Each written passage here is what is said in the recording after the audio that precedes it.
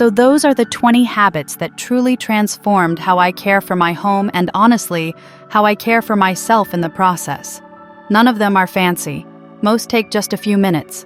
But together, they've helped me feel less behind and more in control. If you're in a season where the mess feels constant, the to-do list never ends, and you're tired of feeling like it's always your job, start small. Pick one habit. Try it this week. Let it settle before adding more. And if you're ready to take the next step, my next video shares specific things you can get rid of without overthinking or guilt, the kind of clutter that's quietly weighing you down more than you realize. Be sure to watch that next. It's the perfect companion to everything we talked about today. And hey, if this video helped you feel seen or gave you a new idea to try, hit like, share it with a friend, or subscribe. Thank you for watching.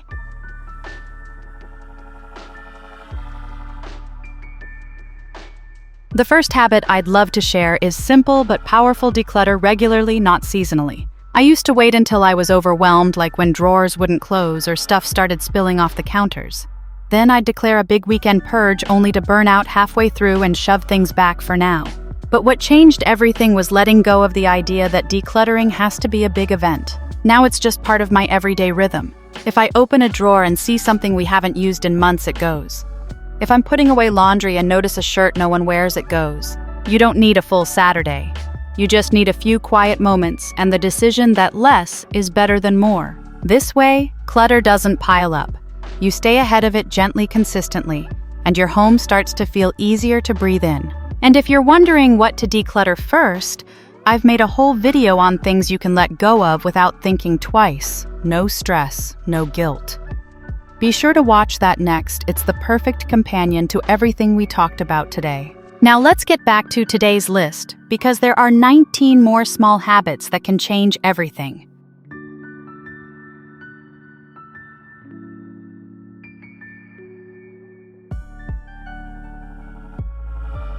Habit number 2 might sound obvious, but for me, it was the hardest to accept. The less stuff you own, the less you have to clean, manage, or feel guilty about. When my kids were little, we had bins of toys, piles of clothes just in case, and back up everything. I thought having more meant being prepared, but instead I felt buried. Every corner had something to pick up.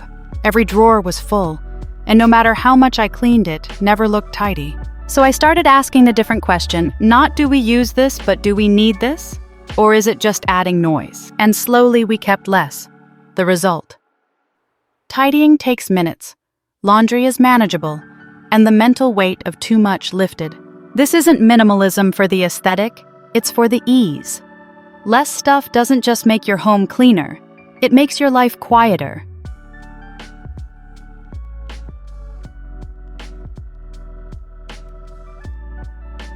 This next habit made a bigger emotional difference than I expected. Get clutter out of the house as soon as you decide it's going. For years, I had donation bags that sat by the door for weeks. I'd do the hard part, decluttering, but then the stuff would linger. In the hallway, in the trunk of my car. And every time I saw it, it felt like a task I hadn't finished. Now I treat it like this: once something is ready to leave, it leaves. Trash goes out that day. Donation bags go in the car, and I try to drop them off within the week. It's such a small change, but it creates closure. A mental exhale. The decision is done. The space is clear. You're not just trying to declutter, you actually did.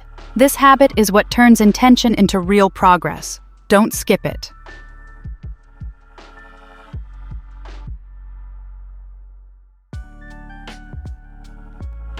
Habit 4 is something I started doing out of pure desperation, and it stuck. Keep one basket nearby to catch all the things that don't belong. There was a point when I'd waste so much time walking back and forth, returning toys to bedrooms, cups to the kitchen, chargers to random drawers. It felt like I was cleaning, but never getting anywhere. Then one day, I grabbed a laundry basket, dropped everything out of place into it, and kept going. I finished tidying the room first, then did one loop around the house to return things. It was so simple, but it made the whole process feel more doable. Now I use that same basket every day. Some days it's half full, some days it's overflowing, but it keeps the chaos contained until I'm ready. And most importantly, it lets me focus instead of feeling scattered by every little thing that's not where it should be.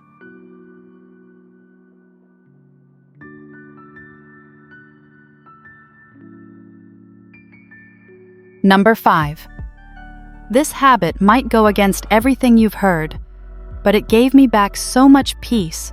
I stopped forcing myself to clean on a fixed schedule. For a while, I had a whole system: dust on Tuesdays, mop on Fridays, deep clean on Sundays. And you know what? I rarely stuck to it. Life would happen. I'd miss a day, then feel like I was behind. It became another list I couldn't keep up with, not a tool to help me. So now I clean when it's needed and when I have the energy for it. If the floors look fine, I skip them. If I wake up in a mood to clean the bathroom, I do that. It's intuitive, flexible, and way less stressful. Letting go of the schedule didn't make me lazy, it made me honest. And oddly enough, my house is cleaner now. Because I don't resent the process, I just do it when it feels right.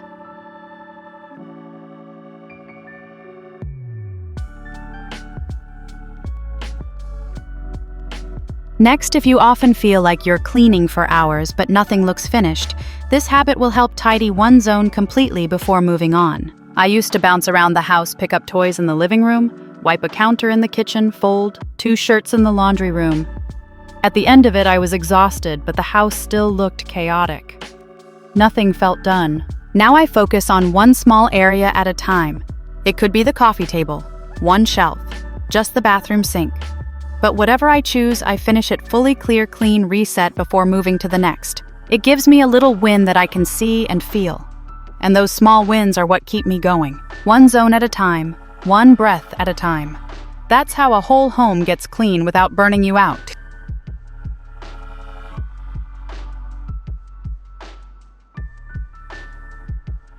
Habit 7 is tiny, but it's one of my favorites. Start one load of laundry first thing in the morning. I used to let laundry pile up until it felt like a mountain.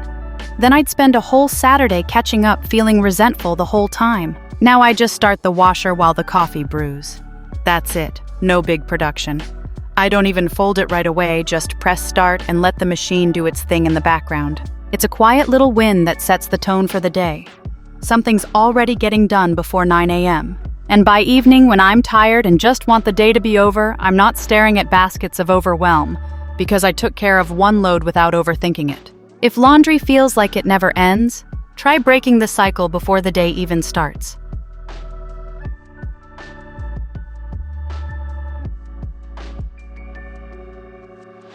This next habit is a lifesaver for those days when you feel like you should clean, but can't find the energy to start. Give yourself a clear time limit or finish line. I used to avoid cleaning because it felt endless, like once I started, I'd never stop. But now I tell myself something like, just clean for 15 minutes, or just clear the kitchen counters, that's it. And something shifts. I'm no longer cleaning everything, I'm just doing one thing for a short time. Most days I keep going, but even if I don't, I still made progress without overwhelm. It's like giving yourself permission to do enough, not everything. This habit turns all or nothing into a little is better than none. And that's the mindset that keeps a home running without running you down.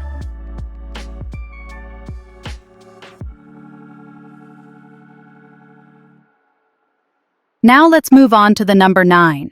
This habit might sound small, but it makes a big emotional difference at the end of the day. Put your cleaning tools away before you collapse. I used to finish vacuuming and leave the vacuum in the hallway. I'd fold laundry, but never put the basket back. And slowly, those tools became clutter reminders that I hadn't fully finished. Now I build in just 2 more minutes to close the loop, empty the vacuum, rinse the mop, hang up the rag. It's not about being perfect, it's about feeling done. It's the difference between walking into a space and seeing, it's clean, versus seeing, oh no, I still need to put that away. This habit gives your brain the satisfaction of completion and lets your body rest without guilt.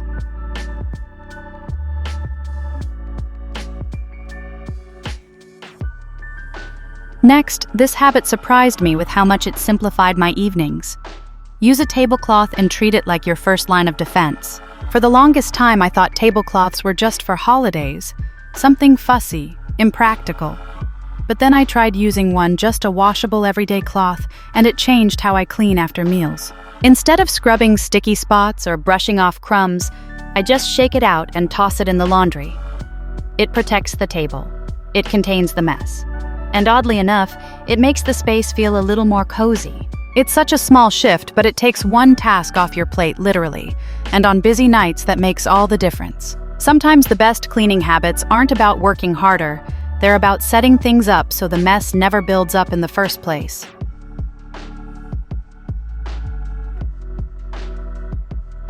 Number 11.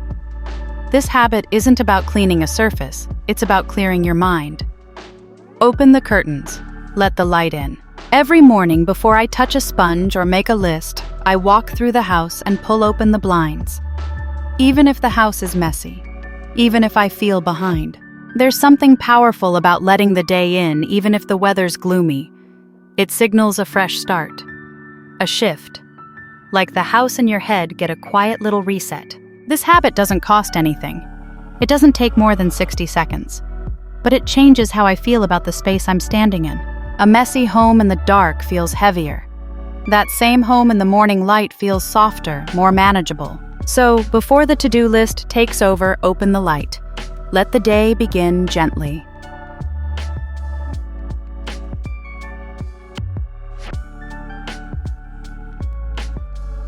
Next habit number 12 is about making things simple again. Use a damp rag and a drop of dish soap to wipe things down. That's it.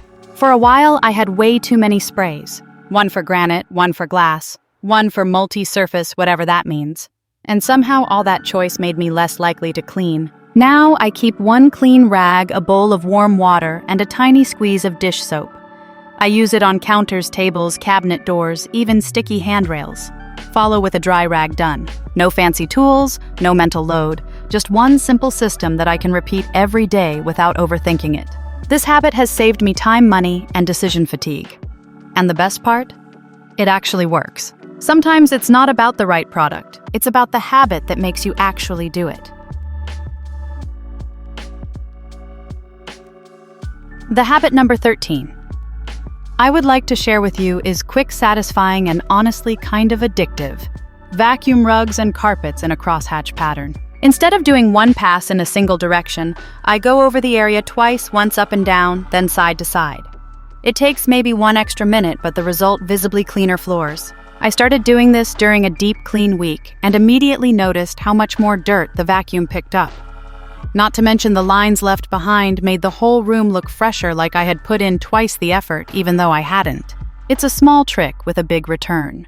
Because let's be honest, when you can see the difference, it motivates you to keep going. Little details like this don't just clean better, they help you feel like your effort was worth it.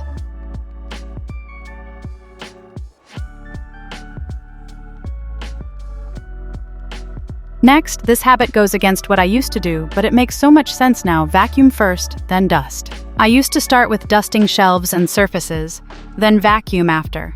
But all that dust I wiped off, it just floated into the air and landed right back on everything. Now I vacuum rugs, baseboards, and floors before I touch a cloth. It picks up the bulk of the settled dust, so when I go to wipe, there's less to deal with. It also means fewer passes, less sneezing, and less feeling like you're cleaning the same spot over and over. This habit is one of those small shifts that makes the whole process smoother. Because cleaning shouldn't feel like a loop you can't escape. Start from the bottom, work your way up, and watch how much faster everything feels.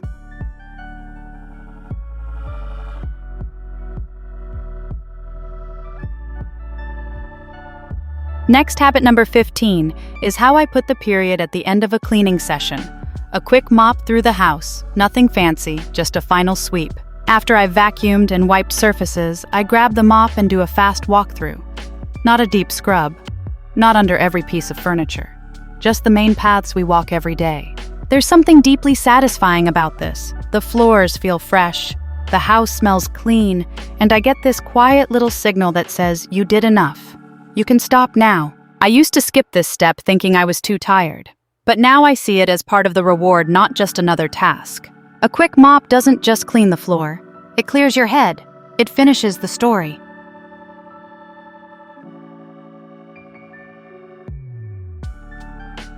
Let me introduce a habit that completely changed how I manage kitchen mess.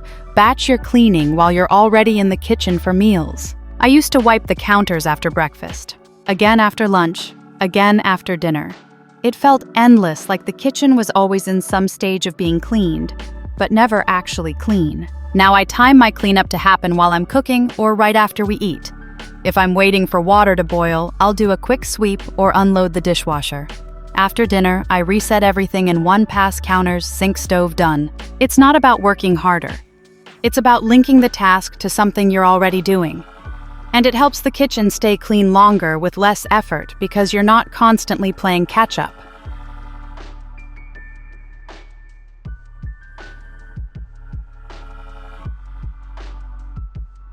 The next habit isn't about how you clean, it's about how much you have to clean.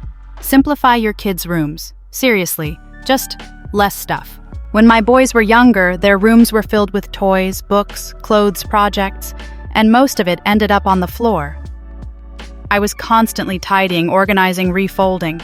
It felt like I was losing a battle I never signed up for. So I started pulling things out. Not all at once, just a little at a time. The toys they never played with, the books they'd outgrown, the clothes they always skipped. And what happened, tidying went from 30 minutes to 5. They could see their stuff. I could breathe. And the stress lifted for both of us. You don't need bins and labels and perfect shelves. You just need less. And that one shift can give you your evenings and your sanity back.